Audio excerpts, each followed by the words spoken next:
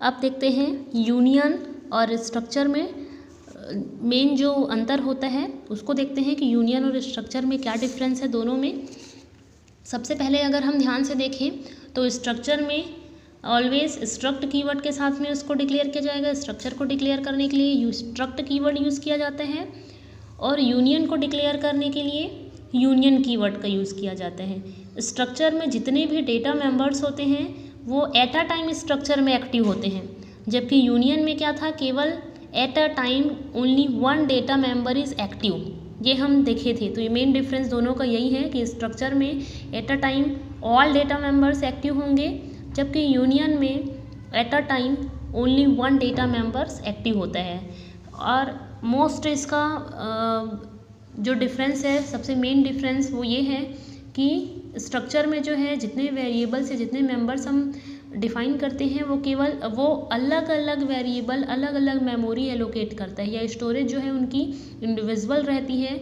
जबकि यूनियन में अगर हम दो वेरिएबल को डिफाइन कर रहे हैं तो दोनों वेरिएबल एक ही मेमोरी को आपस में शेयर करेगा। जैसे कि एक एग्जांपल देखते हैं, यहाँ पे एक स्ट्रक्चर दूसरी ओर यूनियन लिया गया है, सेम चीज़ें यहाँ पे लिखी हुई है। अब देखते हैं कि इसमें मेमोरी का लोकेशन किस प्रकार से होता है। स्ट्रक्ट EMP स्ट्रक्ट कीवर्ड है और स्ट्रक्चर का नाम है EMP। कर्ली ब्रैकेट ऑन करके वेरिएबल यहाँ पे हम डिक्लेयर कर रहे हैं, कैरेक्टर टाइप का X, फ्लोट में Y ले रहे हैं, कर्ली ब्रैकेट ऑफ करके E और ये सेमीकोलन ऑफ कर रहे हैं, यहाँ पे डेटा मेंबर्स को लिखा जा रहा है। इसी प्रकार यूनियन में देखते हैं, यूनियन कीवर्ड के साथ में EMP कर्ली ब्रैकेट ऑन करके सेम वेरिएबल को यहाँ पे डिक्लेयर करके सेम फॉर्मेट हम लिख रहे हैं। अब दोनों में मेन डिफरेंस हमारा यही है कि दोनों में अलग अलग यहाँ पे कीवर्ड का यूज़ किया गया है। स्ट्रक्चर में स्ट्रक्ट कीवर्ड का, यूनियन में यूनियन कीवर्ड का। अब देखते हैं कि ये मेमोरी को आपस में कैसे यहाँ पे एलोकेट करता है कंपाइलर। तो यहाँ पे दो वेरिएबल लिया गया है, एक कैरेक्टर दूसरा फ्लोट में X और Y। तो यहाँ पे दोनों वेरिएबल जो है मेमोरी में अलग अलग स्पेस एलोकेट करेगा। ध्यान से देखिए, ये X वेरिएबल एक अलग बॉक्स में बनाई हूँ और Y वेरिएबल को दूसरा अलग बॉक्स में बनाई हूँ। और जो हमारा स्ट्रक्चर वेरिएबल E था वो देखो ये इस प्रकार से है। तो दोनों वेरिएबल जो है X और Y ये इंडिविजुअली स्टोरेज रख रहे हैं। जबकि यदि हम यूनियन में देखें तो जो यूनियन वेरिएबल E है इस नाम से एक मेमोरी एलोकेट हुआ और जो दो अलग अलग वेरिएबल थे X और Y वो दोनों एक ही बॉक्स में रखे हुए हैं। मतलब ये आपस में क्या करते हैं, मेमोरी को शेयर करते हैं। Allocate storage equal to largest one. बस और एक मेन डिफरेंस दोनों में क्या होता है कि स्ट्रक्चर में all time at a time all data members active होते हैं, जबकि यूनियन में जितने एट अ टाइम केवल एक ही डेटा मेंबर्स एक्टिव होते हैं। और मेन डिफरेंस की यदि बात किया जाए तो क्या हो जाएगा, जो स्ट्रक्चर होते हैं वो कंपाउंड डेटा टाइप्स को या group of compound data types को ग्रुप डेटा मेंबर्स से रिलेट करता है या फिर पर्सन से या फिर आइटम से। मतलब स्ट्रक्चर का डिक्लेरेशन हम इसीलिए करते हैं कि जितने भी कंपाउंड डेटा टाइप्स होते हैं उसको ग्रुप डेटा मेंबर से रिलेट करता है किसी पर्सन या आइटम के लिए। जबकि यूनियन क्या होता है, किसी सर्टेन केसेस के लिए बस यूज़र जो है it is useful in certain cases where the user will select any one data member in the group of data members.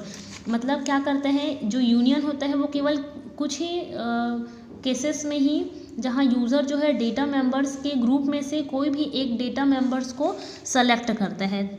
और नेक्स्ट है, जो स्ट्रक्चर होते हैं वो बहुत ही नॉर्मली एप्लीकेशंस में यूज़ किया जाता है, जबकि यूनियन जो है वो नॉर्मल एप्लीकेशन के लिए यूज़ नहीं होता है। स्ट्रक्चर जो है वेरिएबल को स्टोर करने के लिए जितने भी ज़रूरी मेमोरी कंपाउंड मेमोरी होते हैं और सभी मेंबर्स के जो क्या बोला जाएगा, सभी मेंबर्स के जो बाइट्स होते हैं उनको आपस में जोड़कर साथ ही कंपाइलर के द्वारा पेंडिंग बाइट्स भी ये इसके द्वारा लिया या ये फैसिलिटी ये क्या करता है, प्रोवाइड करता है। जबकि स्ट्रक्चर जो है जो case of memory required high जो वेरिएबल्स होते हैं उसको स्टोर करने के लिए जितनी ज़रूरी मेमोरी का पोजीशन होता है उसी के समान ही होता है।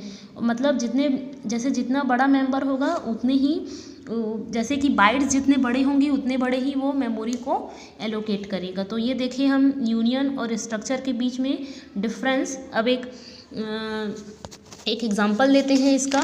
यूनियन का एग्जांपल है ये। सेम है जैसे कि अभी मैं बताई हूँ। यहाँ पे केवल जो मेमोरी में जो यूनियन मेमोरी में किस प्रकार एड्रेस एलोकेट करता है मेमोरी को, उसको यहाँ पे दिखाया गया इस प्रोग्राम के थ्रू।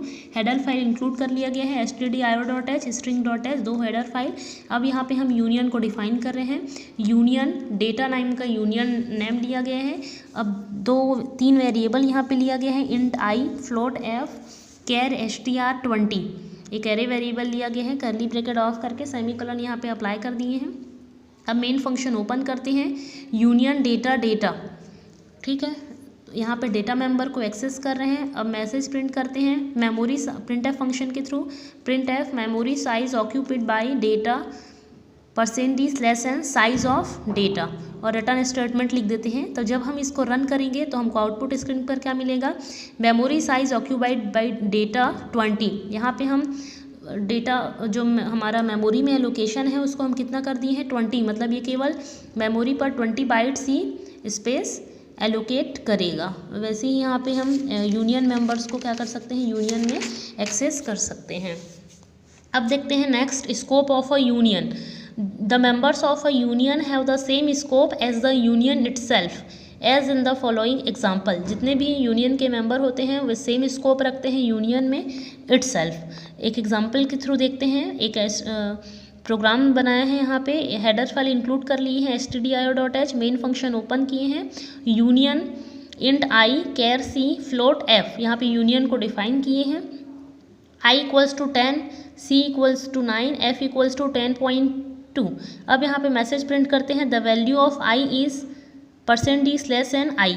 ये है स्कोप ऑफ वेरिएबल, मतलब यूनियन का जो स्कोप है वो इटसेल्फ होता है। Union have the same scope as the union itself, same scope itself होता है। ये यहाँ से क्लियर हो रहे हैं, ठीक है।